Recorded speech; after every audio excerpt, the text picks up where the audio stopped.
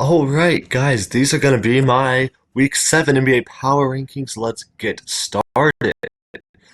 I'm starting off here with our injuries. We don't have a whole lot of major injuries here to really talk about, but you guys can kind of look at this yourself. And yeah, next up will be our top four. You guys, again, just going to look at this here yourself. I'm trying to get out of the way for you. Um, Now, I don't think there's anything like absolutely crazy that happened this week. But yeah, you guys can kind of look at this yourself as well. And then we're going to start our 30 with the Washington Wizards are 2-16. They went 0-3 this week. They have now lost 14 straight games. Um, Obviously, not a very good team if you lose 14 straight games. I don't think they're going to be as bad as the Pistons were, but I'm pretty sure at this time the Pistons also were about 2-16. So, not looking good here for the Wizards. Uh, Number 29, Utah Jazz, 0-4, 4-16. Also, not a very good team. Lost to the Spurs, Nuggets, Mavs, and Lakers. So played four pretty solid teams, but still not a good record right now. Number 28, New Orleans Pelicans, they went 0-4. They've lost 9 straight games now at 4-18. Not looking good for them. They have health issues. They got CJ McCollum and DeJounte Murray back last week. They got Herbert Jones, I believe, is supposed to be back maybe sometime this week. Zion's going to be out for a couple more weeks, though. They really need to get healthy, which is not really happening for them, like fully healthy at least. So if they can be fully healthy, they can be decent. But um, right now, it's looking really bad for them. There's going to be an uphill battle for them to even crack a play-in spot, and we're only a quarter way through the season. Number 27 is going to be the Charlotte Hornets at 0-3. They're 6-14. They've been pretty competitive in a lot of their games. They're just losing. They lost to the Heat by 4, the Knicks by 1, and the Hawks by 3 here this week. Number 26 is going to be the Toronto Raptors. They went 2-1 this week, so they're going to have a couple of spots here. They had some good wins. They beat the Pelicans by a lot. They beat the Heat, and they lost to the Heat. So they played the Heat twice, split them, and then beat the Pelicans by like 25 points. They've got a lot of good players on their team, just not a very good record overall. Number 25 is going to be for the 76ers at 4-14. They got Paul George and Kyle Lowry back this week. Joel Embiid's still out for now. But yeah, if they can get Joel Embiid healthy, maybe this team will be good. The Eastern Conference is pretty bad, so they can still work their way up to a play-in spot. But as it stands right now, they're gonna have to do a lot better. Obviously it's only a quarter way through the season, but they're gonna have to have a really good run. If they want to be in a top 6 seed right now, it's already looking pretty slim for those chances for them. Number 24 is going to be the Portland Trailblazers at 8-13. They went 1-2 this week. They lost to the Pacers by 7, the Mavs by 6, and then beat the Kings by 9.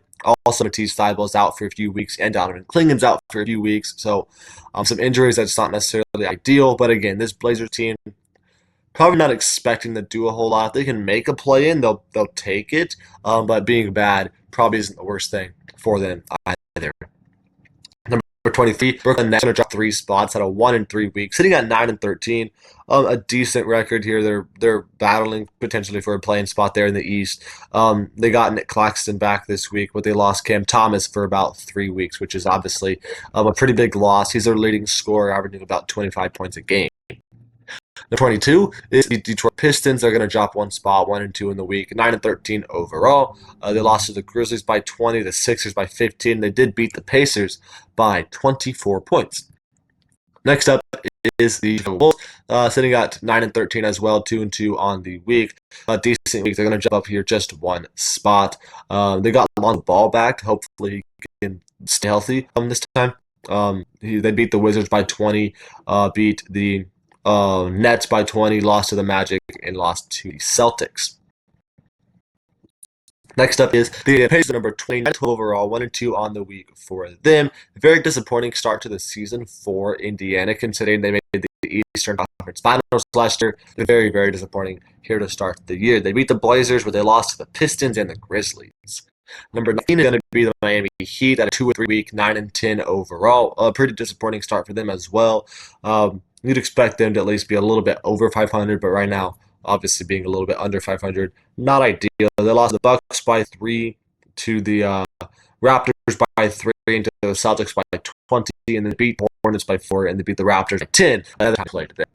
Number 18 is going to be the Sacramento Kings at 9 and 12 and 2 on the week. They started the year off better, and the last few weeks have been disappointing as well for the Kings, but still decent team overall. I think beat the Timberwolves, lost to the Blazers, lost to the Spurs by only 2 points. Did lose Trey Lyles for a couple of weeks. That could hurt him a little bit. But Jay Crowder, they signed Jay Crowder like last week, and he's been decent for their team. I'm not sure how he was a free agent to start the year. Number 17 here is going to be the Atlanta Hawks, a 4-0 week. They're going to jump up 9 spots. They beat the Cleveland Cavaliers twice this week. So the Hawks are a very confusing team. The Wizards have 2 wins this season.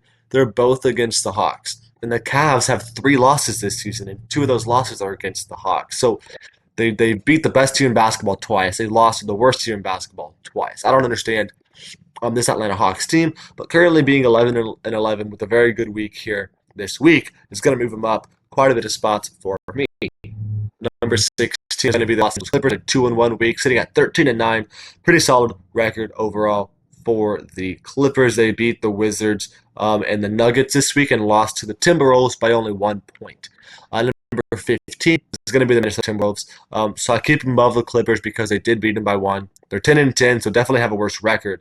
I still think they're slightly better than the Clippers. They lost to the Rockets by 6 in overtime, lost to the Kings by 11, and then beat the Clippers by 1 and dominated the Lakers by about 30. Number 14, San Antonio Spurs had a really good start to this season. The Chris Paul effect is showing through again. Every time Chris Paul gets to a new team, their win percentage increases significantly, and that has been the case so far for San Antonio, being at 11 and 9 right now. Very good spot. Beat the Jazz and the Kings and lost to the Lakers this week. Number 13 is going to be the Los Angeles Lakers at 12 and 9, 2 and 3 week.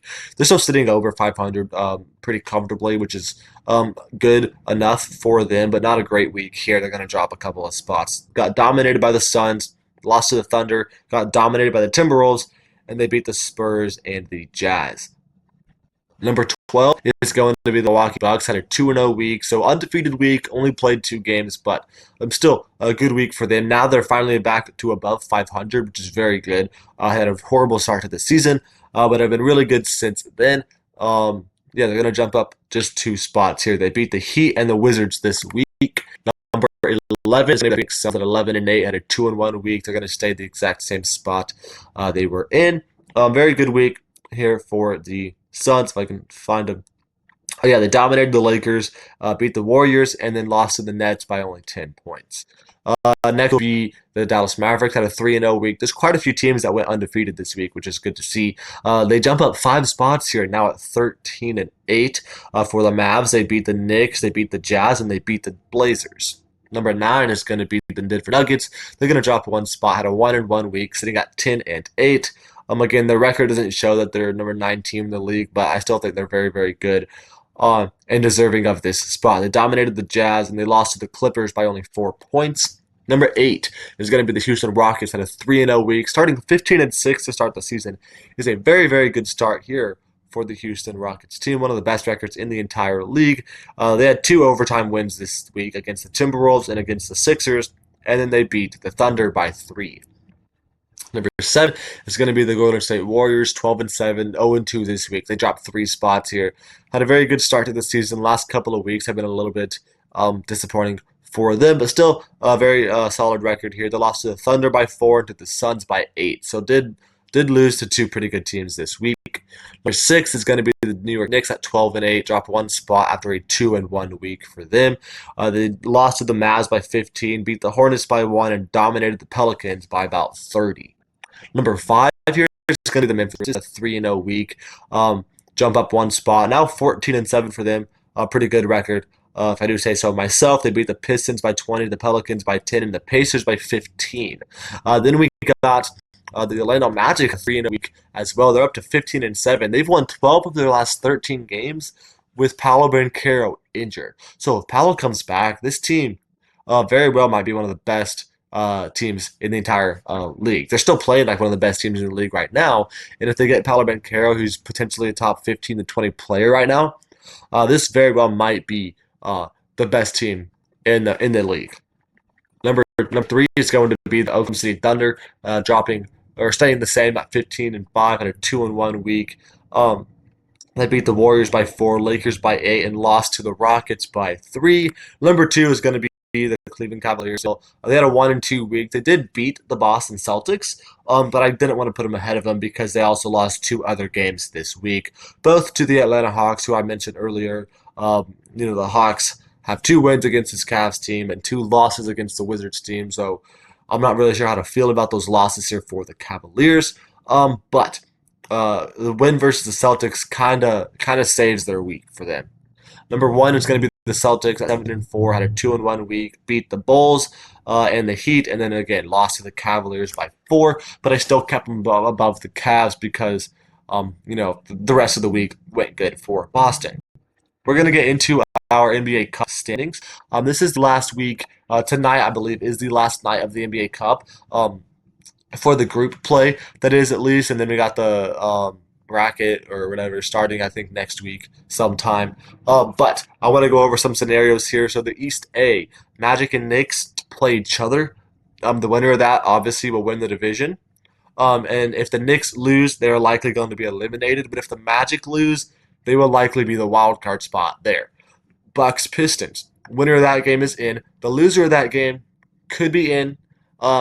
As long as the Knicks win, or as long as the Knicks lose to the Magic, because, there's going to be a lot of yapping here, so you don't really have to listen to this if you don't want to. But if the Magic beat the Knicks, then the loser of the Bucks-Pistons game is in, as long as the Bucks would lose by 6 or less, and the Pistons lose by 7 or less, so they can be ahead of the Boston Celtics. If the Knicks beat the Magic, then the loser of this Bucks Pistons game is probably eliminated because unless the Knicks win by 30 plus points, because the Magic have such a good point differential so far. Boston, their only hope here is going to be that basically that Orlando wins and that the Pistons Bucks game is at least an 8-point game, so they can have the tiebreaker there over them with the point differential. And the Hawks beat the Celtics, so that's why they are ahead of them in their division, even though they have a worse point differential.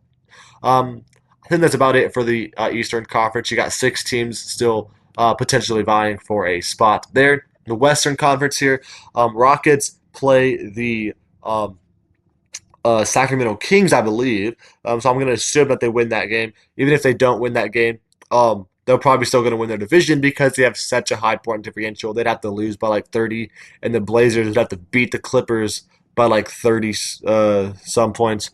Except actually, I think the Rockets already clinched that because they beat everybody else in that tier. So yeah, the Rockets, I believe, clinched that. The Blazers have a shot to be the wild card team there if they beat the Clippers by quite a bit of points. In the West B, we got the Spurs, who are playing the Suns, I believe, and the Thunder play the Jazz. So you got all 3 of those teams are the Spurs and Suns is going to be a playing game there. The loser of that game's out. The winner of that game's likely going to be in. It kind of depends on how their tiebreaker with Oklahoma City works out. And you go into the West C, you got the Warriors, who already have clinched that division, and the Mavericks are looking real good. As long as they win, they're probably going to be in over probably one of these West B teams. The West A, like I said, the Blazers going to have to win by a lot of points to have any sort of shot there. I think I've about covered that. Sorry. That's going to be it for the video. Thank you for watching. Make sure to check back next week for an updated power rankings list, and make sure to watch my NFL videos as well.